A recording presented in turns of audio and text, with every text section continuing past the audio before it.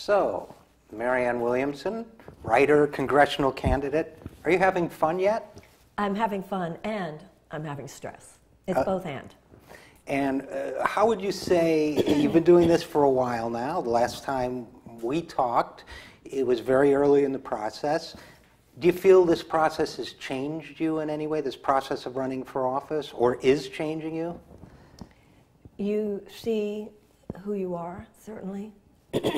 I've seen some of my best work. I've seen some of my greatest weaknesses surface as well.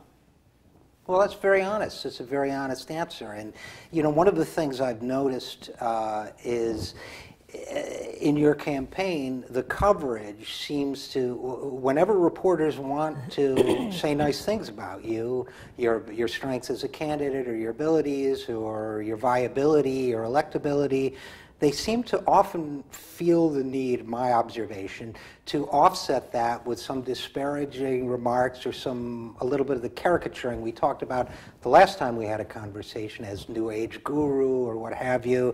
And yet here we are in your home, which seems to be beautifully decorated. Thank you. As far as I can tell, it's completely crystal free. I don't see any of that architecture. Maybe you hide it away, but I guess my question for you would be, what would you like people to know about you that maybe hasn't been reported? How would you like people to see you? Well, first of all, I think that trivialization, New Age guru stuff, has not so much been there over the last 3 months, not serious journalists. I think it now says more about the journalist than it does about me when anybody pulls that old, tired minimization out of their pocket. I think the serious commentators on this race recognize what's really going on here. And I think that, most importantly, the voters of District 33 have seen through that ruse. Because the conversation about a more integrative approach to life, the larger non-denominational spirituality, enlightenment conversation, it's not fringe anymore. I mean, you have, you know, Harvard University has symposiums on integrative medicine now. The most, you know, prestigious business schools have symposiums on integrative approaches to business. So now you're the one who looks silly if you just out of hand dismiss anyone who's talking about us as anything other than a mechanistic model. So I'm not really complaining. I think serious journalists have, more recently, as we have achieved more of a substantive support in the community, I'm not complaining about the way I've been treated. Well, good. I'm glad to hear that. And speaking, by the way, of the spiritual dimension of the political process, I heard Reverend William Barber speak recently. You know Reverend Barber, yes. NAACP Moral Mondays in North Carolina. And he talked about the prophetic moral vision in politics. Right. He said the prophetic moral vision seeks to penetrate despair so that new futures can be believed and embraced by us. He said imagination must come before, I thought I was listening to you actually. He said imagination must come before implementation. There must be people who keep alive the vocation of imagination and conjure up alternative visions. So I guess my question for you is, how do you feel about the idea of prophetic moral vision in politics, or for that matter, spiritual leadership in politics? Well, obviously, I feel strongly about it, or I wouldn't be running. The point is, if a Protestant minister says it, it's considered this prophetic paragraph, and if someone like myself says it, it's too often seen as New Age gobbledygook. And that bears mentioning. Well, he's a big hero of mine, and I think of a lot of people's, and I think that what your comment speaks to a little bit is the marginalization. An increasing number of people in this country have non-traditional spiritual beliefs. Exactly, exactly. So if you have minister in front of your name, or rabbi in front of your name, or priest in front of your name, you're given a permission. You know, once again, it's passing away. Yeah, let's hope. So, anything else about you that you'd like people to know? Anything about your life experience that's formed your political view, whether it's... The only thing I think that I would hope that people realize now, it's not like one morning I woke up and said, oh, I'm going to run for office.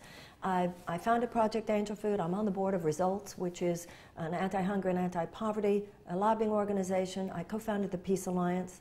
I've long been a political and nonprofit activist. So, and I've long been speaking about these topics. My book, Healing of America, talking about corporatism, talking about money in politics, talking about conscience and its role that should be in there in politics, talking about Dr. King, talking about Mahatma Gandhi. That book was published in 1997. So this is not like something I'm new to. Well, and you know, I will confess to you that when I interviewed you last time and when I met you, I had not read that book. But I did go back and read it, and a couple things jumped out at me. You wrote in 1997, as you said, there are those in America today who seem to distrust the mechanics of liberty. Democracy is indeed a radical proposition. This is you.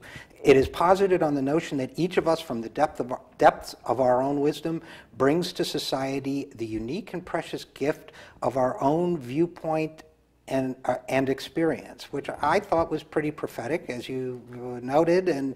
But then you said this. You followed that by saying, we do not and will not always see things the same way. That is not a bad thing, but a good thing. This is Marianne Williamson, 1997. So how does that play out if you go to Congress and you have to sit down and cut a deal with Michelle Bachmann?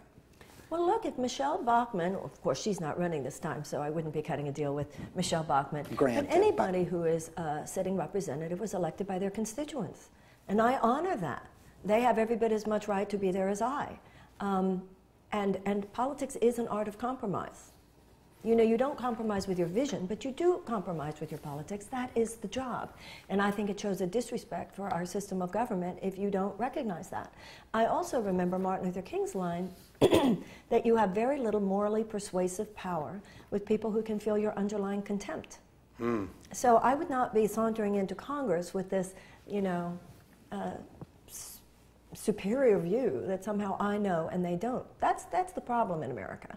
The problem is all these pointed fingers. So I would approach my colleagues with respect, knowing that they were elected by their constituents just as I was elected by mine, and hopefully we could have some synergy rather than just opposition.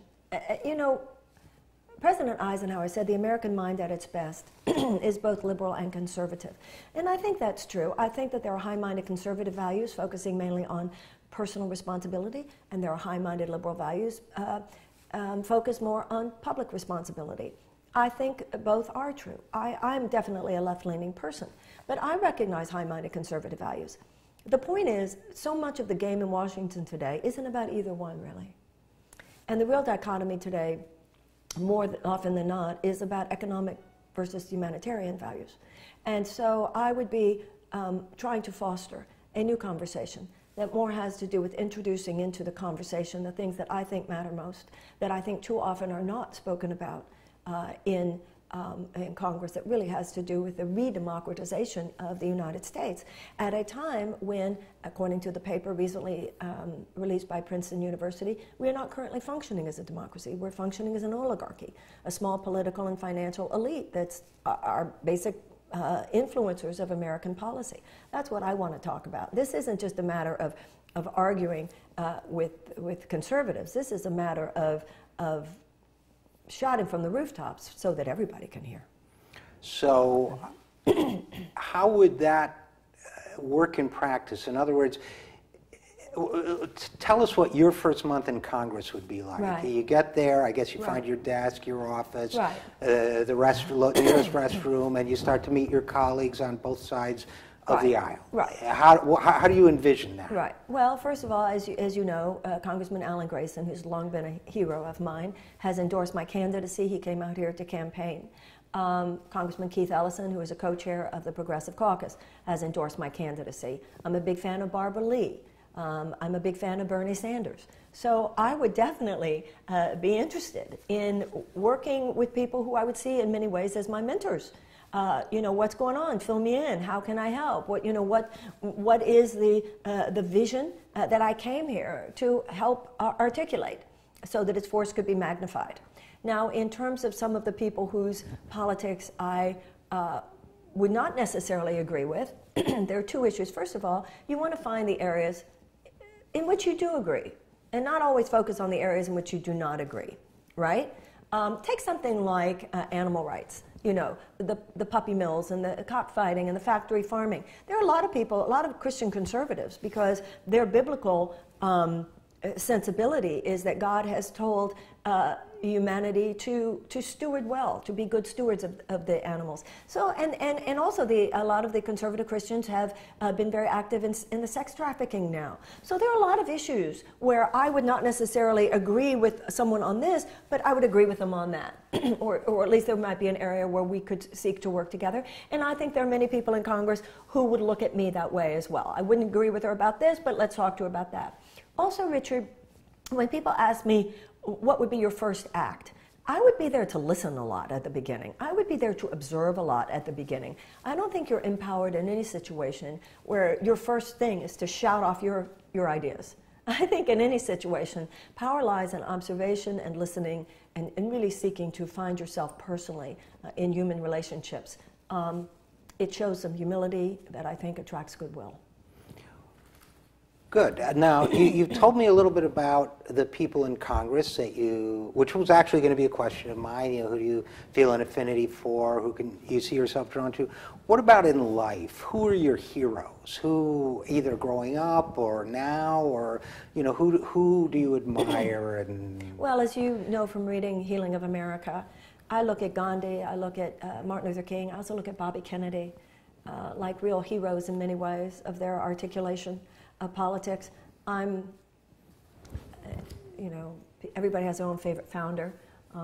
Thomas Jefferson is a real, I've read every biography, certainly not to excuse the fact that he was a slave owner. Well, that's a good start. Dennis Kucinich is someone who has been he has endorsed the campaign. He's been very helpful to me. I have a lot of respect and admiration for Lawrence Lessig, a lot of respect and admiration for Robert Reich. Eva Longoria has endorsed my campaign. Jennifer Granholm. Debbie Stabenow is a friend of mine. I'm not saying she's endorsed the campaign, but I have people like that who I know, who are friends, who are in politics, who I look to now. To ask for advice and opinion and counsel, and would only step that up once elected. Fair enough. You mentioned the process of running. You've said kind things about your opponents by and large. I mean, I haven't heard you say an unkind word. If you have, I missed it. And that's one of the things, I think, one of the ways in which I gather you're trying to embody a different kind of political process. But given that, what do you think you bring to the political conversation, both as a candidate and potentially as a representative, that they don't? What I bring is a willingness to name what's really going on and to put it down on the table and just stop pussyfooting around what's happening in this country. That's what I bring. Instead of just addressing the effects, we need to name the cause. Instead of just treating the symptoms, we need to name the disease. The disease is the fact that we've become a legalized system of bribery and corruption. Can we say this now? Can we get out of our national denial? It's very important that we do so because you can't claim a solution in life until first you name the problem. You can't know what medicine to take until first you name your disease. People who are establishment candidates are stuck in this paradigm where you can't quite get down and say it, whether they know it or not, and they just might, because I think many people do. But if you're stuck within that party machinery, because the parties themselves are so beholden to that money in order to get elected and stay elected. And that's why I think independent candidacies are so important. Richard, I've been a Democrat all my life, and I would caucus with the Democrats. I have the heart of it, I feel, of a Democrat, but it's the Democratic Party of Bobby Kennedy. It's the Democratic Party of Paul Wellstone. It's the Democratic Party of Eugene McCarthy. Everything has moved in such a corporatist direction right now. Both Bahar, and I'm not saying that the parties are the same. I do not feel that they are. However, there is a deep, sinister story here about the places where they are, because they are both beholden to those same financial forces. And I think there are very wonderful people in Washington who are as upset about this as I. But I'm sorry, I'm a student of history. Political parties are not mentioned in the Declaration, they're not mentioned in the Constitution, and George Washington warned us against them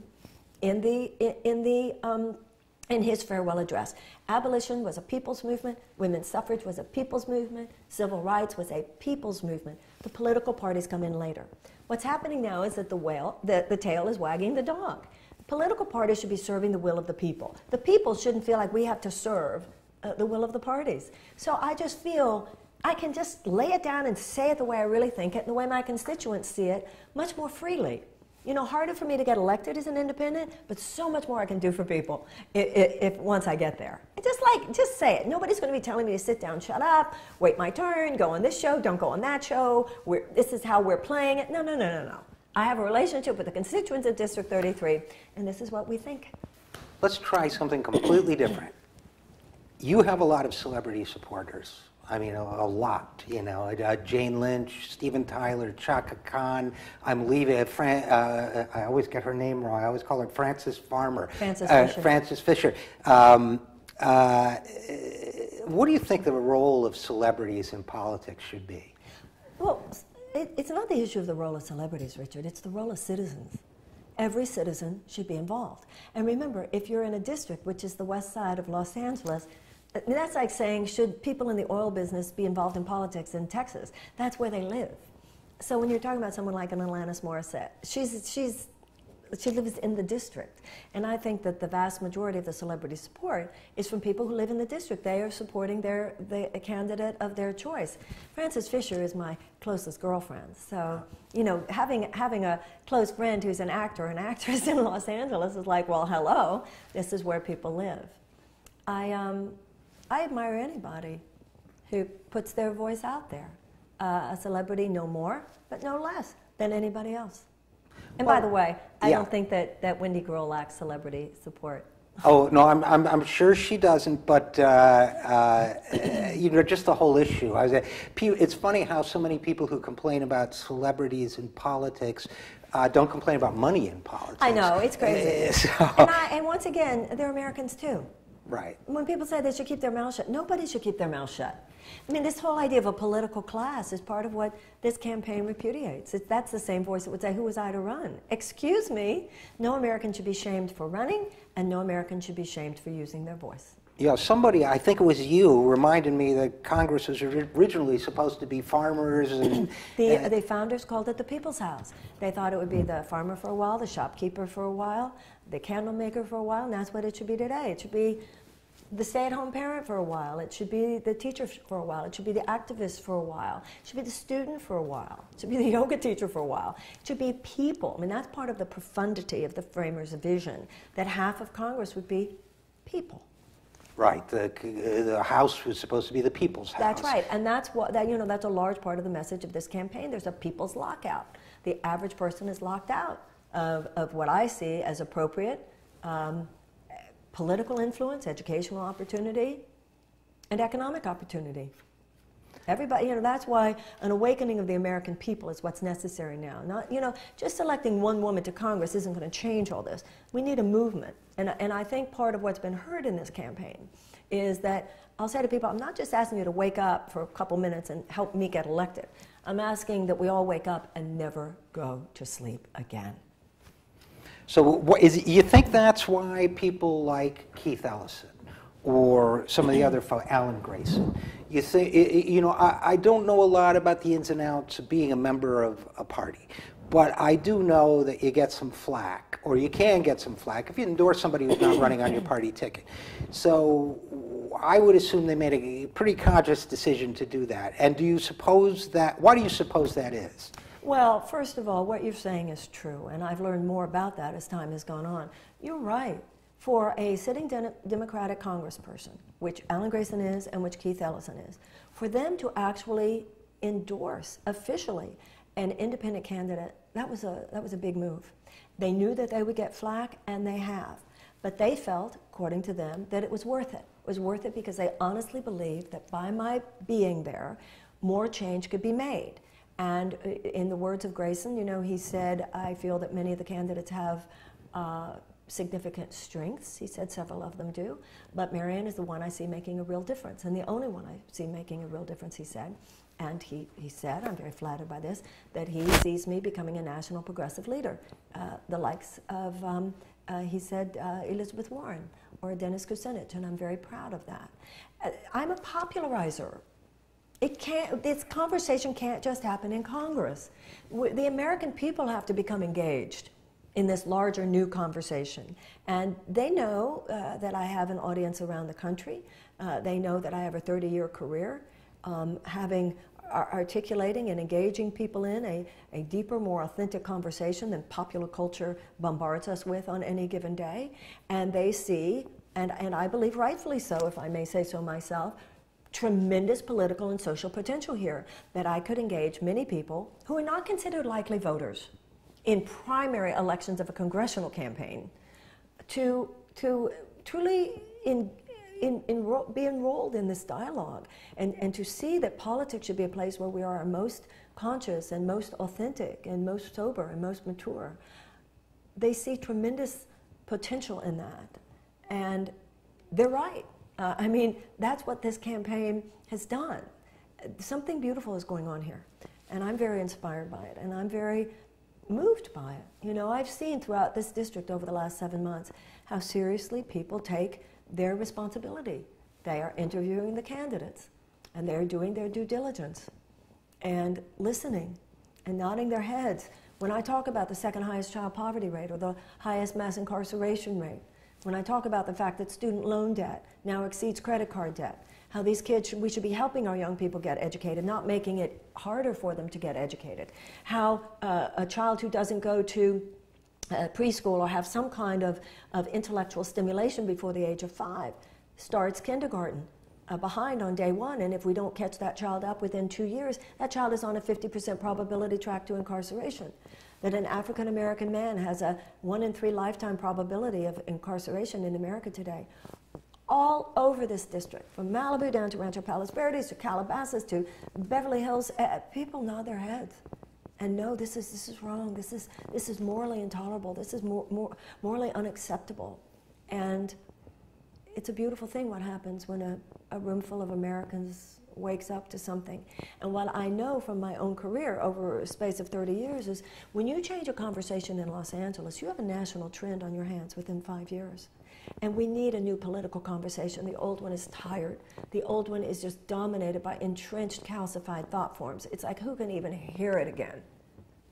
And people in LA, we don't do same old here. We don't do same old in business. People don't live here because they want to hear the same old thing and toe the line with the way things have always been done. That's not what we do here. We don't do the same old in business. We don't do the same old in the arts. We don't do the same old in health and healing. And I think that what better place, what place could possibly be better than this area for initiating and presenting a political conversation that is far more real, far more expansive, and far more democratic than that which is just dominated by an oligarchy seeking to continue the trajectory by which more and more of our resources are siphoned into the hands of a very few, thus dismantling democracy as we know it. I do have to confess to you, I think that's a great answer. I do have to confess to you, I heard you say we don't do same old in film, and at a rally, I was sitting next to a screenwriter friend, and I turned to him and I said, we are, however, a little attached to the outdated 3-act screenplay format. That aside, I don't think we do same old in this district. But having said that, you know, you mentioned Elizabeth Warren, and I heard her speak recently too. She is very associated with what some people call populism, the new populism, the idea that there are viewpoints that are held by a majority of people, often in both parties, about whether it's Social Security or Medicare or income inequality or minimum wage or job creation, that there's this body of economic opinion. It seems you fall roughly within that framework. Is that fair to say? In terms of externalized goals, absolutely. Yes, absolutely. But I'm reminded of a line from Martin Luther King when he said, we need a quantitative change in our circumstances and a qualitative change in our souls. He said that the desegregation of the American South was the externalized goal of the civil rights movement, but that the ultimate goal was the establishment of the beloved community. So when it comes to the externalized political issues, yes, I'm an Elizabeth Warren type. But I believe that our politics must return to the philosophical profundity that is at the heart of democracy. There's a larger conversation than just this group getting what they want or that group getting what they want. The larger conversation that has to do with our seeing ourselves as stewards of democracy and recognizing that it's more about what our rights are. It's something even bigger. It's what our responsibilities are. And that should be part of our public discourse about politics. And I feel that I bring that as a unique added value. Well, maybe you just answered one of my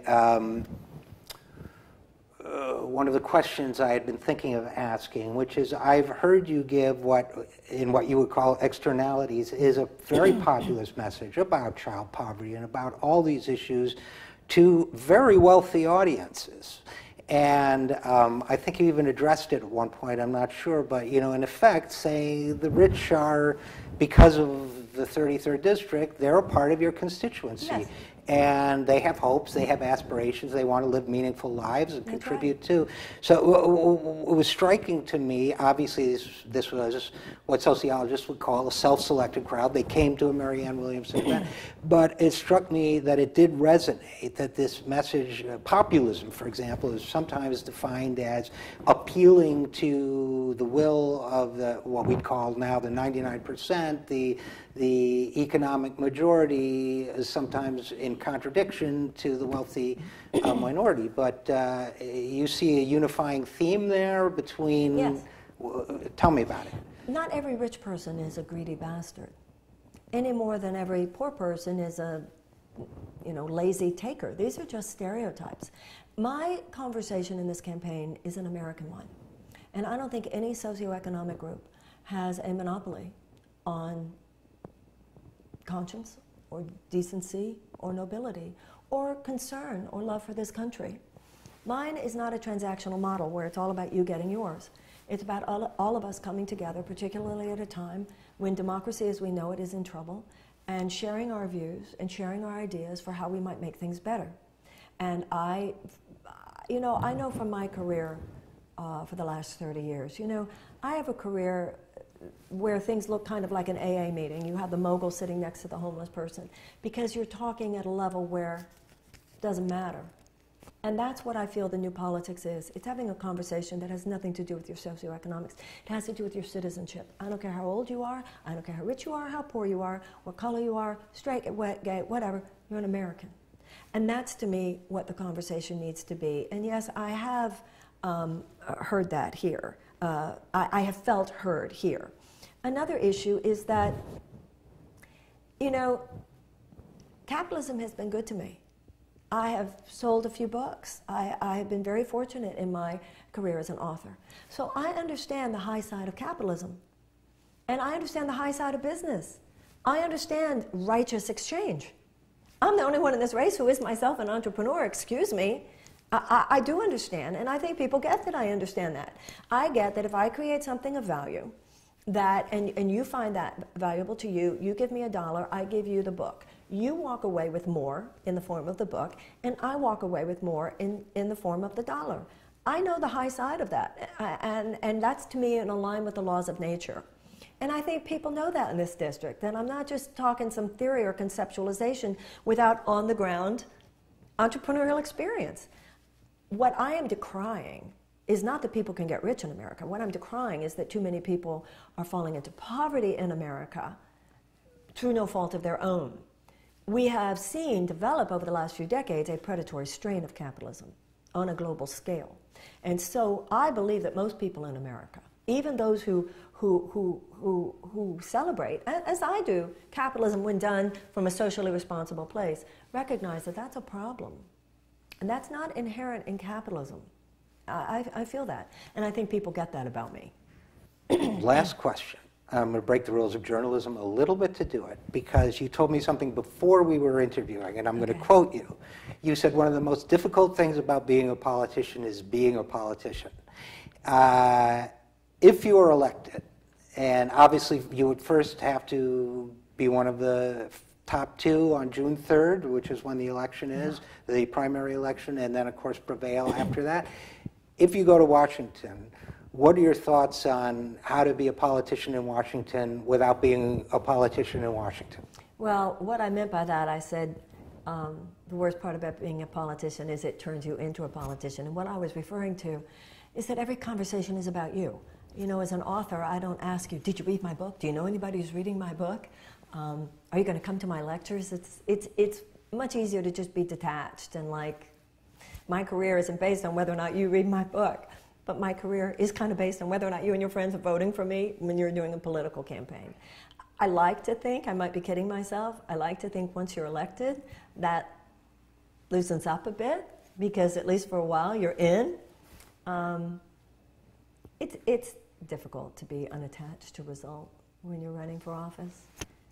You know, there's a phrase, fully invested in an effort, but not attached to the result. And I'm certainly trying to practice that here, but you know, you're spending other people's money, you've got other people's hopes, other people's trust, other people's yearnings for your country. So you have a responsibility, an ethical responsibility to do the best you can. And that does turn you into someone who probably talks about yourself and your project and your campaign more than you like to think of yourself as, you know, I like to think that I don't go into every situation talking about what I'm doing. But when you're running a political campaign, that's kind of hard. Very good. Well, good luck on June 3rd, and thank you so much. Thank you so much.